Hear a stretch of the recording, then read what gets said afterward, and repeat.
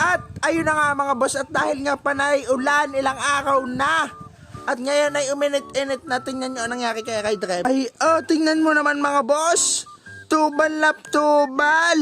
Yes, lagi pala daw po. Anong kapal ng libag na kay? Ay, ano? Tingnan nyo naman mga boss. Ano? Hindi na maaninaw ang pintuka, pati ang hindi na eh.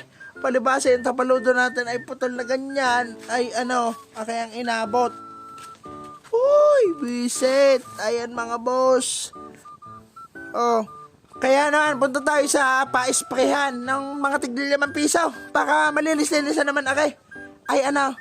Tara! So ayun mga boss, calling na nga pala tayo at yung mga nakaplastik na yan ang gagamitin natin panlinis para dinis sa motor na libaging Bali may nakita nga pala tayo dito ng tropa na naglilinis din, din tayo dumaes para naman makahingi ng kapirasong sabon. Ay anong tubal talaga, kaya naman umpisahin na ang paglilinis. Ang nais nga pala magtanong dyan mga boss kung saan aking kakuwasang nga kay di nila yan sa may crossing Sagana, Bungabong Oriental Mindoro, dini kay SK Mayben Gabia. Bali spray nga muna natin mga boss yung mga sulok-sulok at ng ating masabunan na para hindi magasgas ang ating motor habang pinupunasan ng may sabon kasi nga ang daming alikabok at putek-putek. At nakapanghingi na nga tayo mga boss ng sabon-sabon, nakapiraso, kaya naman punasan na ng maigi at nang maibigay na ang isang kapirasong montage. Work to the tune. Once we get back to the hotel room.